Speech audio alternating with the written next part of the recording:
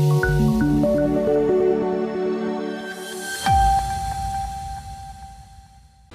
के अस्टी तालुका के मंडवा गांव के एथलीट अविनाश सबले ने 2025 एशियाई एथलेटिक्स चैंपियनशिप में भारत का तीसरा स्वर्ण पदक जीता।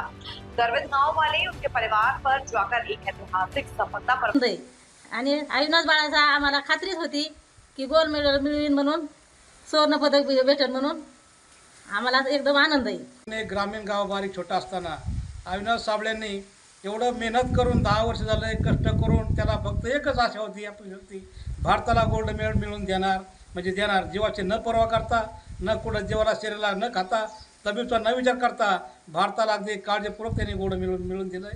खरोखर अविनाशची कमाल म्हणावं लागेल या गोष्टी।